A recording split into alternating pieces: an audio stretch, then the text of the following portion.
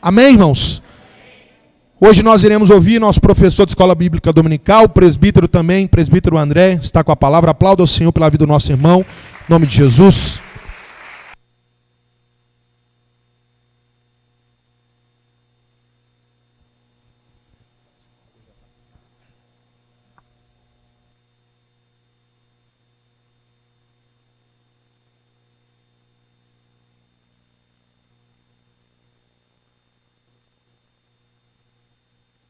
A paz do Senhor a todos, uma boa noite.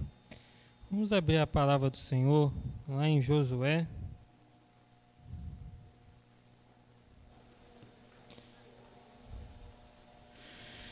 Capítulo 24, versículo 32.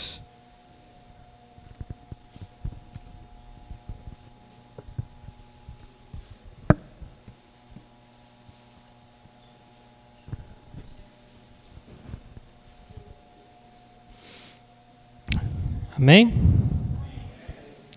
A palavra do Senhor vai dizer o seguinte: os ossos de José, que os filhos de Israel trouxeram do Egito, foram sepultados em Siquém, naquela parte do campo que Jacó havia comprado dos filhos de Amor, pai de Siquém, por 100 peças de prata, e que veio a ser a herança dos filhos de José.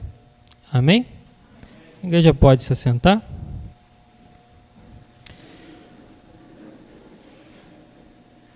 Dentre as grandes incertezas que nós temos na vida, a respeito do nosso futuro, um assunto que é bem claro e certo na vida de todos é justamente a morte.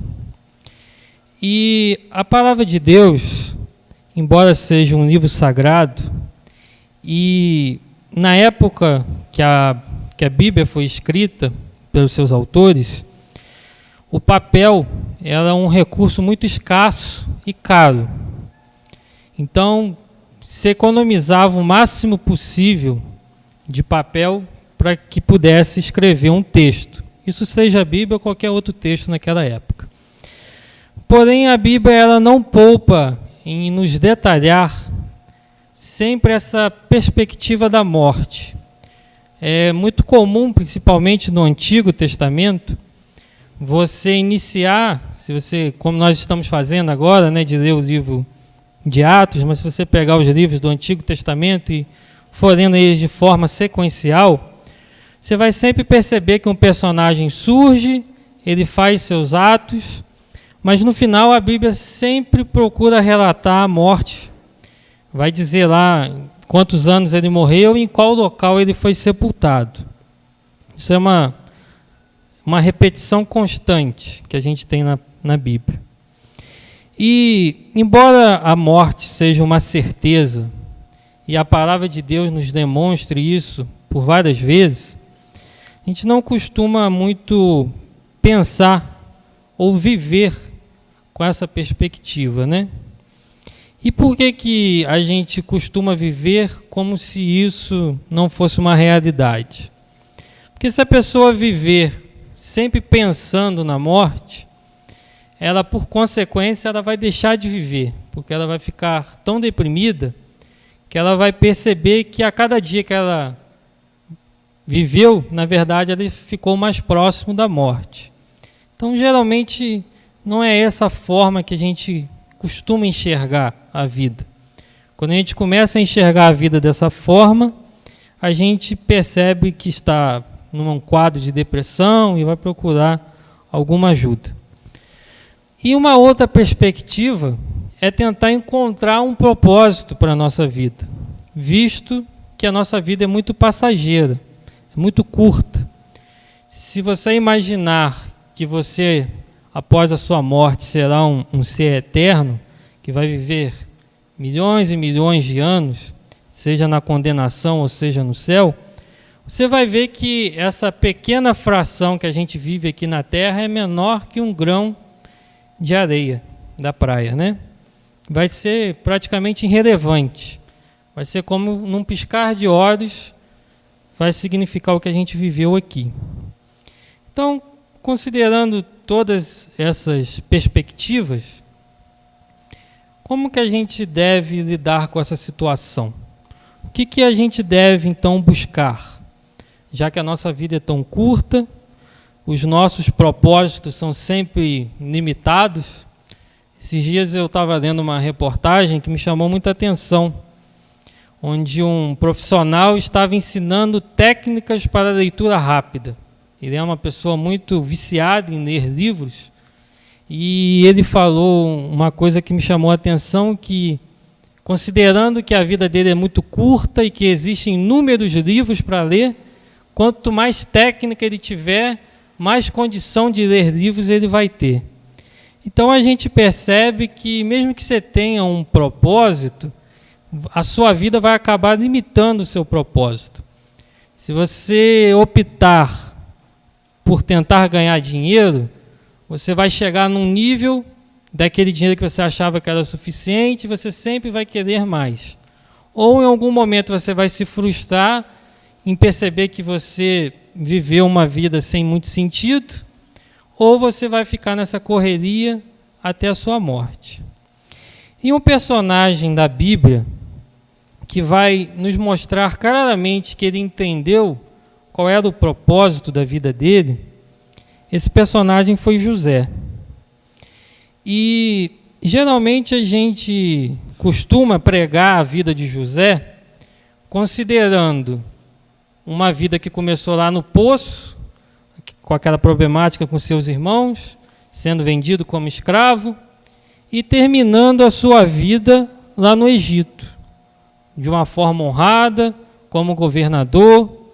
Geralmente as pregações terminam dessa forma, mas não é a forma que a Bíblia nos mostra que terminou a vida de José. José ele não terminou dessa forma.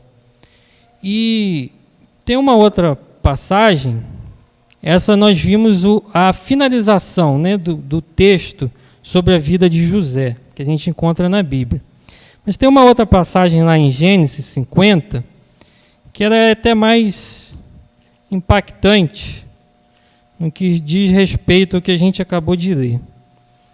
Lá em Gênesis 50, do 24 ao 26, o José, que era governador no Egito, que era honrado no Egito, ele vai fazer um último pedido para sua família.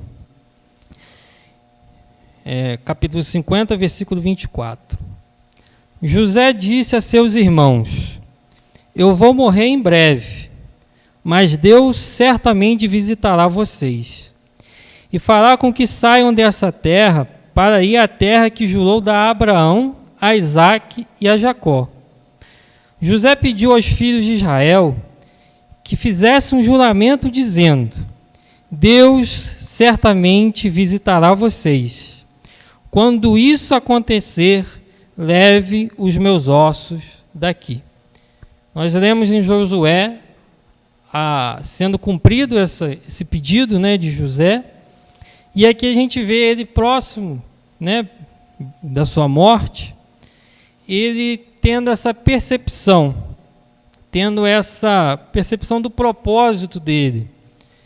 Quando parece que José viveu para buscar uma honra ou um reconhecimento por ser governador, a gente vê que o coração dele estava em outro lugar. A gente percebe que ele não se apegou ao Egito. Ele tinha uma certeza, uma esperança de uma terra prometida. E é sobre isso que eu quero refletir hoje com os irmãos. Será que José sempre teve essa percepção? O que fez ele chegar a essa busca? O que fez ele buscar tanto terminar a vida dele na terra prometida e não no Egito? Se a gente perceber, José vai aparecer na narrativa bíblica ainda muito jovem, morando com seus pais e com os outros filhos de Jacó, os seus irmãos. E uma das primeiras características que a Bíblia vai narrar daquela família é que Jacó ele gostava mais de José do que dos outros irmãos de José.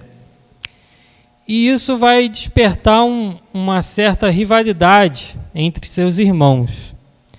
E um item que vai colocar isso bem à tona é que Jacó vai dar um presente para José, uma túnica. Então isso vai ser um sinal visível, né, dessa preferência. E mediante a isso, José começa então a ter sonhos. E José conta esses sonhos para sua família. E naqueles sonhos, demonstrava que José seria maior do que os demais. Então a gente tem uma família onde humanamente já tem uma divisão, uma preferência, e José, ao contar aqueles sonhos, ele aumenta essa diferença para seus irmãos. E o interessante é que José ele ficou conhecido por interpretar sonhos, seja sonhos na prisão, seja os sonhos do faraó.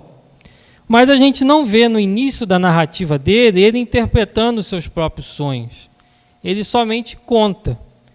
E seus irmãos vão contra ele, argumentar e falar, não, esse sonho não faz sentido, quer dizer que nós que somos mais velhos, o seu Jacó vai se prostrar, vai se dobrar diante de você, vai se humilhar diante de você.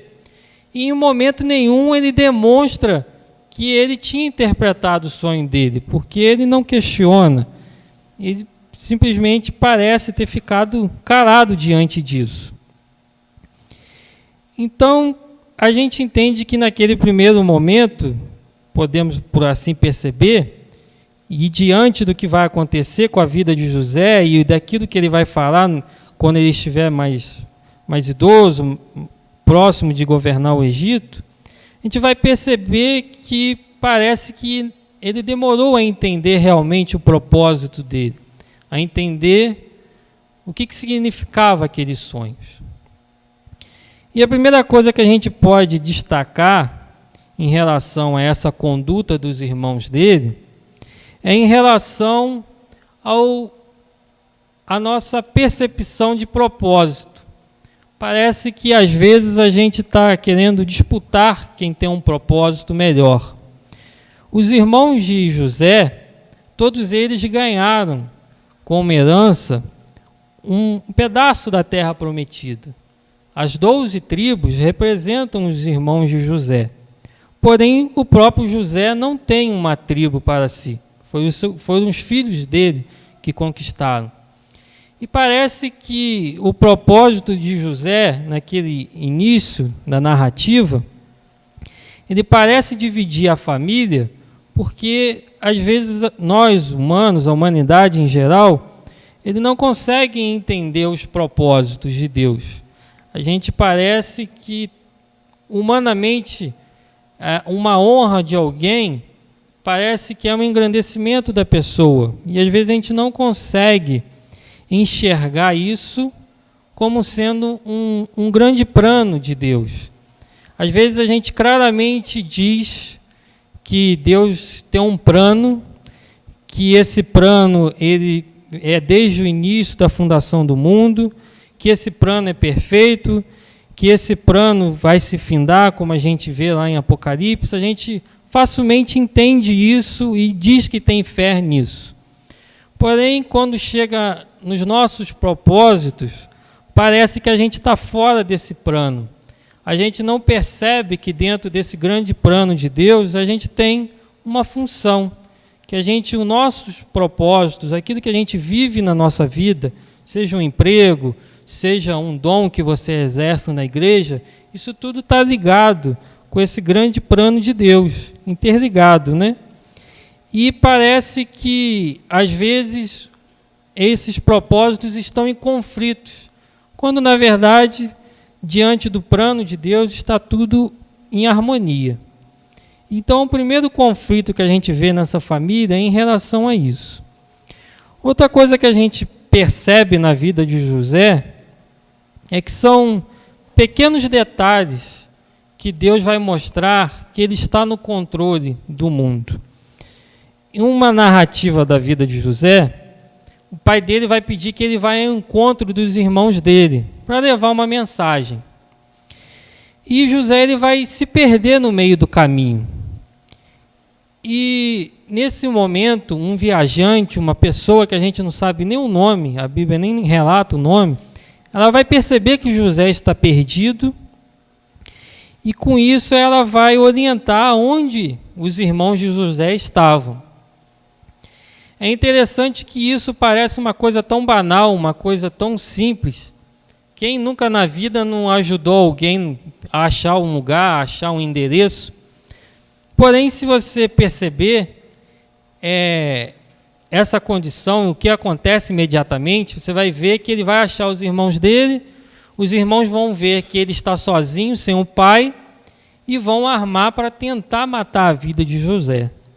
Então a gente percebe que existe uma doutrina, que a gente chama de a doutrina da providência, onde Deus ele está sempre providenciando que esse seu plano funcione, que esse seu plano perfeito se mantenha perfeito.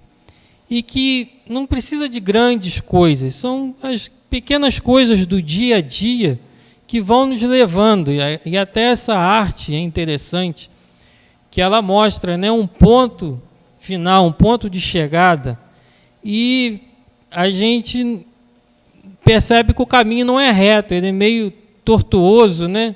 Ele tem alguns desvios, e parece que nesses desvios a vida está meio perdida.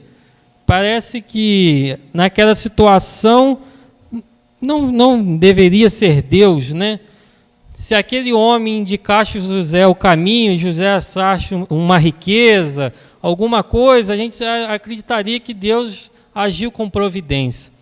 Mas ele indicar o caminho que vai levar ele para uma cova, que vai levar ele para um poço, que ele vai ser vendido como escravo, isso não parece ter sentido, isso não parece ser a providência de Deus. Mas isso tudo estava diante do grande propósito de Deus para a vida de José. E o interessante é que aqueles irmãos vão agir como fossem destruir esse propósito na vida de José, quando na verdade eles vão conduzir a ele a chegar àquele ponto. Ele, humanamente, ele vivia uma vida muito boa, ele era o filho privilegiado. Então, se fosse falar com ele, você vai ter que ser escravo no Egito, lógico que a primeira medida dele, ele iria dizer que não, ele ia largar o conforto da casa de ser o filho privilegiado para ir para o Egito ser escravo. Então Deus ele vai conduzindo as nossas vidas em pequenos detalhes. Então agora esse José chega no Egito, só que ele chega no Egito para ser escravo, uma condição bem diferente do que ele estava acostumado. E ele, mesmo diante disso, ele vai nos transmitir que ele tinha um senso que existia um algo maior e que a condição dele atual não podia limitar a fé e a fidelidade que ele tinha a Deus. Então, mesmo ele nessa condição de escravo, ele se manteve fiel. E ele vai receber uma proposta, que é o tipo de proposta que pode definir a vida de uma pessoa. No decorrer da sua vida, você vai ter uma ou duas ou três grandes decisões que você vai precisar tomar, onde que a depender do que você responder diante dessas grandes perguntas, vão definir se você vai ser um vaso de honra ou um vaso de desonra no final da sua vida. E José ele mostrou ser fiel a Deus, mesmo numa situação de escravidão. Ele vai dizer não para uma mulher adúltera, uma mulher que era a mulher do seu dono.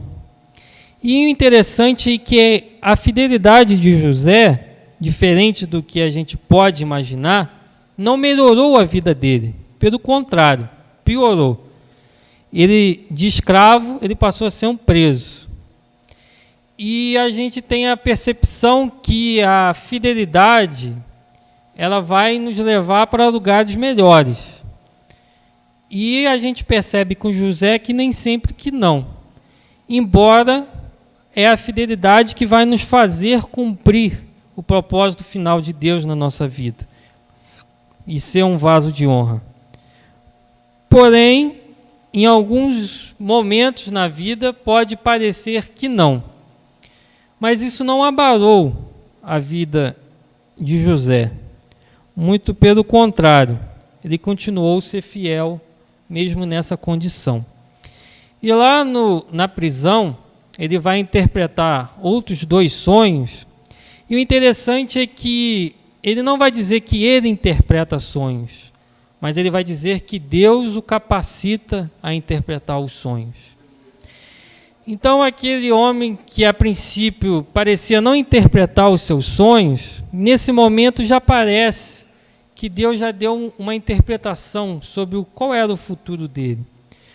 Porque como que um homem poderia interpretar sonhos de outras pessoas sem entender que tudo aquilo que ele estava passando representava o propósito de Deus para a vida dele? Ele precisava ter muita certeza a respeito disso. E ele vai interpretar aqueles sonhos e, da mesma forma, mesmo essa fidelidade dele, ele ainda vai continuar por mais alguns anos preso, e até o momento em que ele finalmente interpreta o sonho do faraó. E com isso, ele vira o governador.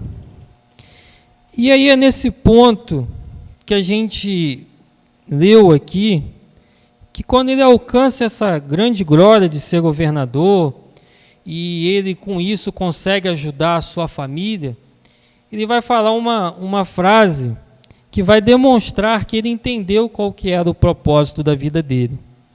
Os irmãos dele vão pensar que ele, com essa condição de governador, retribuiria todo o mal que eles fizeram a ele. E ele vai falar que não, que tudo isso que aconteceu na vida dele foi para que Deus pudesse colocar ele nessa condição para justamente salvar a família dele, salvar os outros filhos de Jacó. E essa percepção que nós precisamos ter, a percepção que, embora a gente vá na nossa vida conquistar, chegar em alguns patamares até de honra, a gente precisa entender que existe um propósito maior, um plano maior. E esse plano maior de Deus sempre envolve a salvação de vidas, né? Sempre envolve fazer aquilo que é a nossa missão, que é pregar o Evangelho, né? Então José ele vai reconhecer isso e vai demonstrar que ele conheceu verdadeiramente o propósito da vida dele. E o pai de José vai entregar para ele uma promessa que ele teria direito a uma herança. Só que José sabia muito bem que essa herança ele não conquistaria em vida. Seria uma herança de uma terra prometida para os seus descendentes. Então, é diante dessa condição que José ele vai determinar que o seu corpo fosse retirado do Egito e levado para a terra prometida. Se a gente perceber na narrativa bíblica, nós percebemos que uma grande multidão saiu do Egito, da escravidão para a terra prometida. Só que esse povo, devido à murmuração, ele vai morrer no deserto. E eles vão murmurar justamente porque queriam voltar para o Egito. E com José nós percebemos que ele foi o contrário. Ele tinha tudo para querer ficar no Egito, mas ele buscou a terra prometida. E dentre todos que saem do Egito, somente Josué, Caleb e os ossos de José chegam à terra prometida. Todos os demais morrem pelo caminho. E o interessante é que Josué e Caleb conseguem a terra prometida porque eles espiaram a terra e tiveram fé que conquistariam, e José nem precisou espiar para ter essa fé que a terra seria conquistada. E no final da vida dele, nós vimos aquele texto que ele finalmente consegue chegar à terra prometida, e aquela terra passa a ser herança da sua família. E lá em Hebreus, capítulo 11, que nós chamamos como a galeria da fé, onde vai demonstrar vários personagens do Antigo Testamento que conquistaram as promessas pela fé, nós vemos que, quando se fala em José, lá no versículo 22, nós vemos que pela fé, José não conquistou ser governador do Egito. O que vai dizer lá em Hebreus é que pela fé, José, quando estava para morrer, falou da saída dos israelitas do Egito e deu ordem sobre o que deveria ser feito com o seu corpo. Então, o que ficou registrado como fé na vida de José foi buscar a terra prometida, mesmo tendo a honra do Egito. E, diante disso, que a gente comentou desde o início aqui, sobre a nossa breve vida que nós temos, os limitados propósitos que podemos ter, e o que aprendemos da vida de José, nós precisamos entender que a nossa busca deve ser por algo maior. Nossa busca deve ser por nossa terra prometida, por uma vida maior do que nós temos aqui.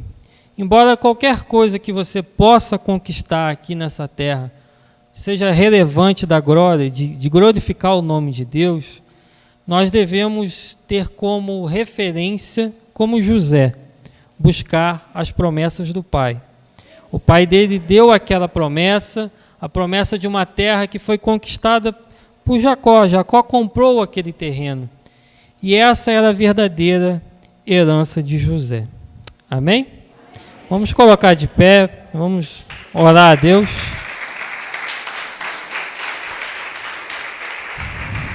Ó Deus, te agradecemos, ó Pai, por essa rica palavra, ó Pai.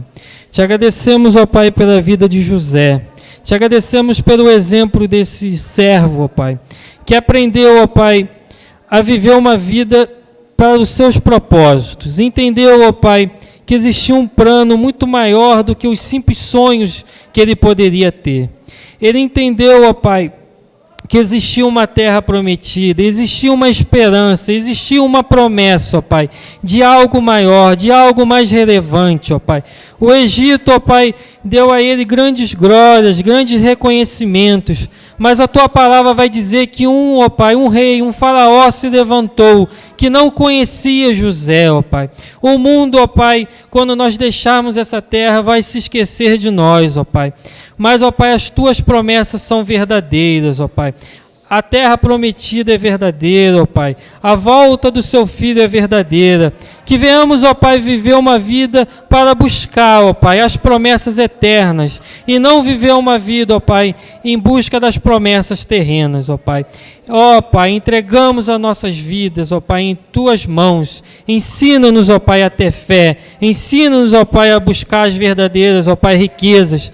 Pois as riquezas desse mundo, ó Pai, as traças e as ferrugens, ó Pai, vão consumir. Mas as riquezas do céu são inconsumíveis, ó Pai. Que venhamos, ó Pai, viver para glorificar o Teu santo nome. Amém.